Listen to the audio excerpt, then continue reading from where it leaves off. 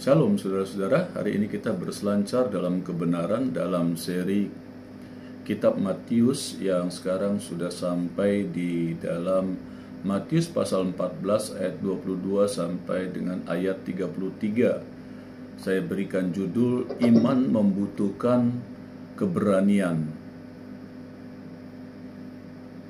Sesudah itu, Yesus segera memerintahkan murid-muridnya naik ke perahu dan mendahuluinya ke seberang. Sementara itu, ia menyuruh orang banyak pulang, dan setelah orang banyak itu disuruhnya pulang, Yesus naik ke atas bukit untuk berdoa seorang diri.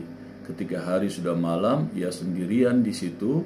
Perahu murid-muridnya sudah beberapa mil jauhnya dari pantai dan diombang-ambingkan gelombang karena angin sakal. Kira-kira jam 3 malam, datanglah Yesus kepada mereka berjalan di atas air. Ketika murid-muridnya melihat dia berjalan di atas air, mereka terkejut dan berseru, "Itu hantu!" Lalu berteriak-teriak karena takut. Tetapi segera Yesus berkata kepada mereka, "Tenanglah, aku ini, jangan takut." Lalu Petrus berseru dan menjawab dia, "Tuhan, apabila Engkau itu, suruhlah aku datang kepadamu berjalan di atas air." Kata Yesus, "Datanglah." Maka Petrus turun dari perahu dan berjalan di atas air mendapatkan Yesus. Tetapi ketika dirasanya tiupan angin, takutlah ia dan mulai tenggelam, lalu berteriak, "Tuhan, tolonglah aku." Segera Yesus mengulurkan tangannya, memegang dia dan berkata, "Hai orang yang kurang percaya, mengapa engkau bimbang?" Lalu mereka naik ke perahu dan angin pun redahlah. Dan orang-orang yang ada di perahu menyembah dia, katanya, "Sesungguhnya engkau anak Allah." Saudara-saudara, kalau dari firman Tuhan yang tadi kita baca, saudara-saudara, kita juga harus mengerti ya saudara-saudara, bahwa pada zaman itu kondisi juga memang seperti navigasi dan sebagainya belum secanggih sekarang, saudara. Jadi kalau kita melihat kondisi apa yang terjadi oleh murid-murid dan Yesus melakukan perkara mujizat yang luar biasa, itu benar-benar satu hal yang luar biasa, saudara, dengan kondisi yang ada pada zaman itu.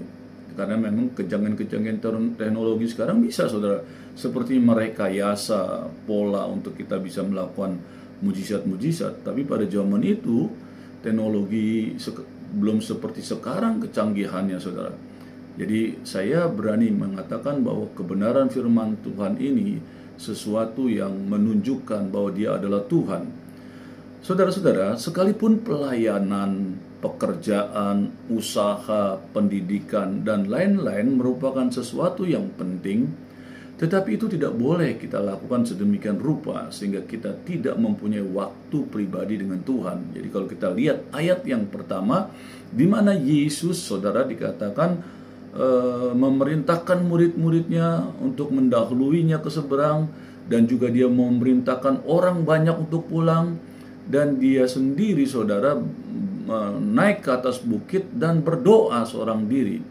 Ini mengingatkan kepada kita semua, saudara dan saya juga, bahwa sekalipun saudara kita memiliki pelayanan yang banyak, pekerjaan yang begitu luar biasa dari pagi siang, bahkan bisa melebihi lagi sampai malam lagi kita harus bekerja, demikian juga berusaha, pendidikan yang kita sungguh-sungguh terus berpendidikan sampai kita lupa waktu dan sebagainya, serta aktivitas-aktivitas lain yang merupakan sesuatu yang menurut kita sangat penting.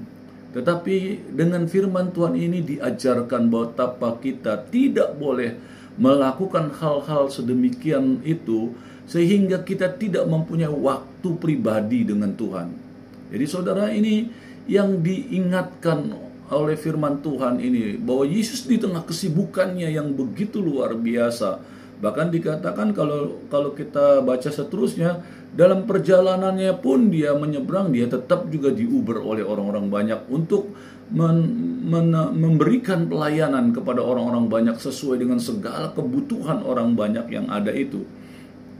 Jadi saudara-saudara, ini mengingatkan kepada kita semua Ingatlah bahwa sekalipun kita adalah hamba, dan karena itu kita harus melayani Tuhan, tetapi kita juga adalah anak, sehingga Tuhan ingin kita menyediakan waktu untuk bersekutu dengan Dia, saudara. Saudara, Daud pernah menulis di dalam kitab Mazmur, Tuhan, pada waktu pagi Engkau mendengar seruanku. Jadi Daud mengingatkan dia seorang raja, seorang yang begitu penuh dengan kesibukan, tetapi dikatakan dia tiap pagi dia bisa datang kepada Tuhan, dia memuji menyembah Tuhannya, dia bercengkerama dengan Tuhannya. Saudara, sesibuk apapun juga, firman sudah mengajarkan, Yesus juga mengajarkan dalam kesibukannya, dia tetap mencari pribadi Tuhan. Saudara, ini penting ketika firman Allah mengajarkan kepada kita tentang tingkat kesibukan kita sebagai seorang manusia. Sekalipun Alkitab mengajarkan bahwa persekutuan doa adalah sesuatu yang penting, bahkan mempunyai kuasa yang lebih besar dibandingkan dengan doa pribadi, tetapi bagaimanapun doa pribadi juga adalah sesuatu yang penting. Ingatlah bahwa hubungan dengan Tuhan itu kita sering gambarkan sebagai mempelai laki-laki dengan mempelai wanita, atau dua orang yang sedang berpacaran. Jelas hal itu menunjukkan bahwa Tuhan menghendaki kita sendirian dengan Dia pada saat-saat tertentu yang kita sebut bersaat teduh, atau sedang berintimasi dalam pujian penyembahan dengan waktu yang khusus, tempat yang khusus, kondisi yang khusus. Dan kita juga mempersiapkan diri, tidak sekedarnya saja kita memberi waktu. Dan ini adalah sesuatu yang diajarkan oleh firman Tuhan, termasuk Tuhan Yesus hari ini. Ya, dikatakan memerintahkan murid-muridnya, menyuruh orang banyak pergi, dan dikatakan dia naik ke atas bukit dan dia berdoa. Bagaimana kehidupan saudara dan saya hari-hari ini? Saudara, Yohanes menulis bahwa sesudah pemberian makan orang banyak, ya, di dalam Yohanes pasal 6 tentang roti hidup itu, dikatakan mereka ingin mendekat dan menjadikan dia raja dengan paksa. Di dalam Yohanes 6 ayat 15, murid Yesus berpikir bahwa Yesus yang begitu banyak pengikut akan menjadi pemimpin kekuasaan duniawi. Karena itulah Yesus menyingkir dari murid-muridnya. Saudara, dari firman Tuhan ini mengatakan Yesus sebenarnya orang banyak ketika mereka mendengarkan pengajaran Yesus di bukit ini, dan mereka melihat mujizat yang begitu luar biasa, memberi makan beribu-ribu orang. Orang banyak dikatakan ingin membawa Tuhan Yesus, menarik Tuhan Yesus menjadi seorang pemimpin. Dan murid-muridnya pun juga terpukau ingin mengangkatnya menjadi seorang pemimpin. Kenapa demikian? Karena mereka menganggap apa yang Yesus lakukan adalah sebagai Mesias menurut pola pikir orang Yahudi, bahwa Mesias itu akan membebaskan mereka dari penjajahan yang mereka saat itu sedang dijajah oleh Romawi, dan Yesus akan menjadi panglima perang mereka, akan menjadi raja mereka yang perkasa. Tetapi saudara, ternyata tidak seperti itu apa yang Yesus pikirkan dan Tuhan Yesus rancangkan, atau Bapa di surga merancangkannya. Kita baca dari ayat 28 sampai 29 ini, ya saudara. Di sini kita lihat bagaimana Petrus dan murid yang lain ketika menghadapi badai yang berat, saudara, dan tiba-tiba muncul Yesus di tengah ombak dan badai.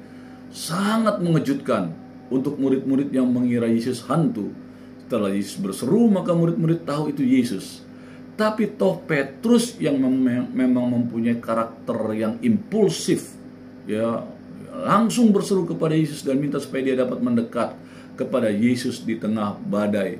Saudara, ini yang Yesus inginkan. Yesus menyingkir, dan setelah itu Yesus berdoa, ya, yang dilakukan pertama kali. Dan setelah itu setelah berdoa, Yesus melihat dari tempat yang tinggi di Danau Galilea. Itu kan mudah terlihat, saudara. Kalau saudara pernah ke Danau Galilea, nah bukit itu akan kita bisa melihat kondisi Danau Galilea, saudara. Dan wah, ini ada badai, ini murid-muridnya sedang ketakutan dengan badai yang ada, sehingga Yesus datang mendekat, saudara. Saudara, ketika murid-murid melihat ini, mereka kaget karena mereka tahu Yesus sekalipun nabi, ya, tetapi melakukan banyak mujizat. Yang namanya berjalan di atas air itu Tidak ada dalam prediksi mereka, dalam pemikiran mereka akan ada manusia, sekalipun nabi, yang dapat berjalan di atas air, saudara.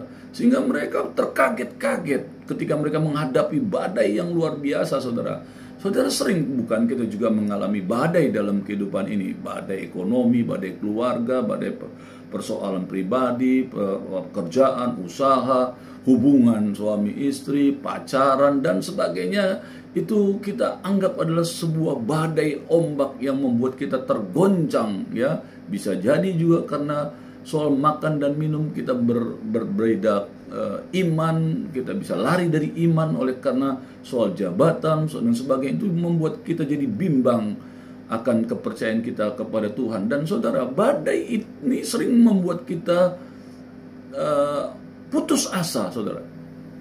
Tetapi Tuhan katakan, di mana saudara mengalami badai, kalau saudara percaya Dia sebagai Tuhan dan Juru Selamat, Dia ada bersama dengan saudara untuk mengatasi badai kehidupan saudara.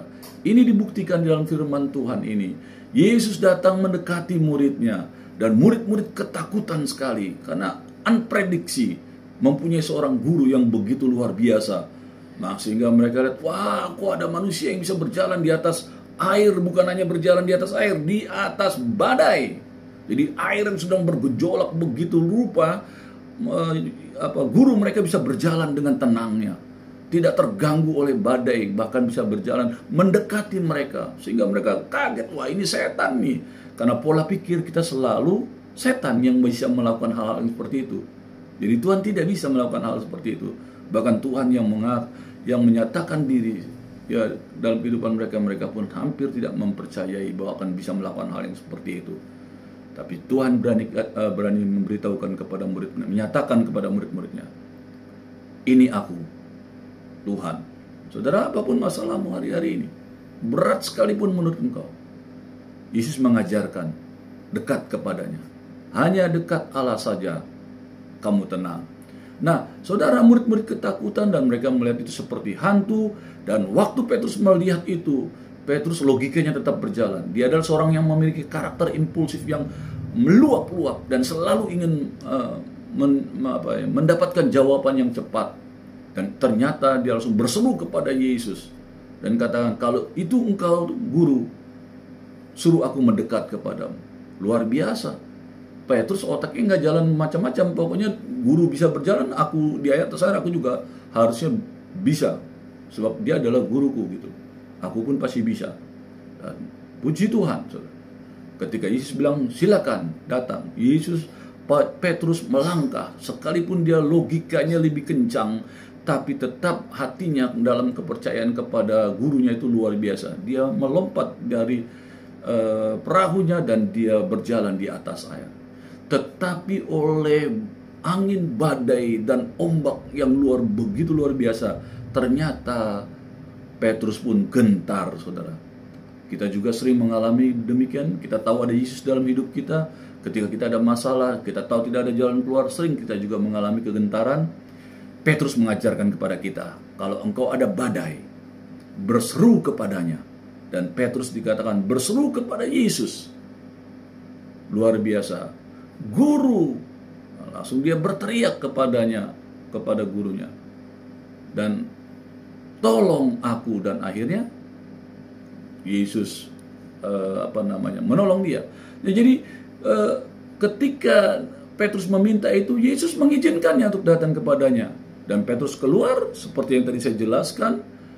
Dan sebelum sampai dia mengalami ketakutan karena dia lihat ada badai dan sebagainya. Dan itu pun sesuatu yang dahsyat dan luar biasa. Sekalipun dalam perjalanannya dia mendekat kepada Yesus, dia mengalami kebimbangan dan akhirnya dia hampir saja tenggelam. Saudara, yang menjadi peringatan bagi kita dari peristiwa Petrus ini adalah belajar percaya secara utuh kepada Yesus. Karena kalau setengah-setengah, tenggelam kamu di dalam segala masalahmu. Sehingga kita mendapatkan mujizatnya. Tapi walaupun demikian, Yesus toh tetap mengasihi kita, saudara. Kalaupun kita jatuh, Yesus tetap ingin menolong kita, membangkitkan kita kembali. Yesus tahu kok isi hati saudara dan saya.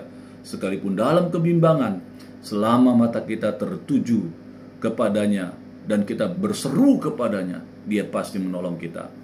Nah, saudara-saudara, ada 3 ya yang kita dapati dari 3 karakter Petrus dari ayat firman Tuhan ini, saudara.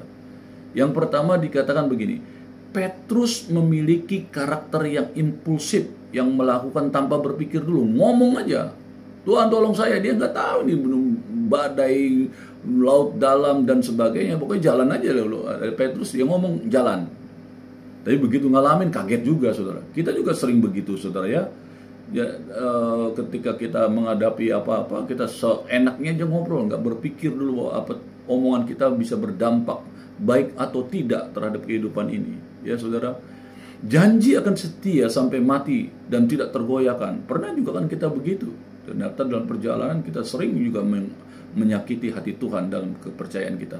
Tapi toh Dia tetap mengasihi saudara dan saya. Ketika kita, Tuhan ampuni saya berdosa, ampuni saya Tuhan, ternyata tidak setia kepadamu. Ya, itu yang terjadi. Yang kedua, kerap kali gagal karena sifat impulsifnya ini. Ya itu memang biasa, saudara, mengalami hal-hal yang seperti ini, saudara. Karena terlalu respon tanpa berpikir yang cukup. Yesus selalu mengingatkan orang untuk selalu menimbang secara baik-baik sebelum bertindak. Sulit, saudara, ikut Yesus dan hidup menurut ajaran kekristenan. Ya, karena banyak emosional, kurang perhitungan, dan akibatnya, saudara, kita mudah gagal. Jadi Yesus mengingatkan ini dari kebenaran firman Tuhan ini. Bagaimana Petrus yang sering bersikap impulsif dan gagal dalam berpikir impulsifnya itu. Sejumlah kegagalan sering terjadi karena bertindak dalam keadaan emosi, ya, tanpa memperhitungkan akibatnya. Yang ketiga, ya, ini saudara, yang ketiga adalah ini indahnya Petrus, ya, saat dia gagal, Petrus selalu berseru kepada Yesus. Itu Petrus, saudara. Dia ketika dia tahu dia nggak bisa, dia kembali lagi kepada Petrus. Dia berseru kepada Tuhan. Ini Petrus, saudara. Kalau kita lihat di hari-hari terakhir Yesus, saudara, di rumah mahkamah Sanhedrin, saudara. Wah, Petrus sempat menolak Yesus, ya. Ketika ayam berkokok baru dia sadar, oh dia ternyata salah, dia tidak mengaku bahwa itu murid Yesus, dia minta ampun, dia menangis. Itulah Petrus, saudara. Orang suci, tetapi kegagalannya malah membuatnya semakin dekat kepada Yesus. Nah itu, saudara. Kita juga suka begitu kan, tapi harusnya kegagalan kita harusnya semakin kita menjadi cinta Dia, karena setiap kegagalan kita selalu Tuhan memberikan pertolongan. Harusnya kita semakin mencintai, jangan sebaliknya semakin jauh, saudara. Orang suci akan mengalami yang namanya jatuh dan bangkit. Jangan saudara pikir orang suci tidak akan mengalami trial and error itu, saudara. Kebenarannya adalah sekalipun badai dan topan yang besar datang kepada kita, pasti akan tenang kembali ketika Yesus ada bersama dengan kita. Berselancar dalam kebenaran. Amin.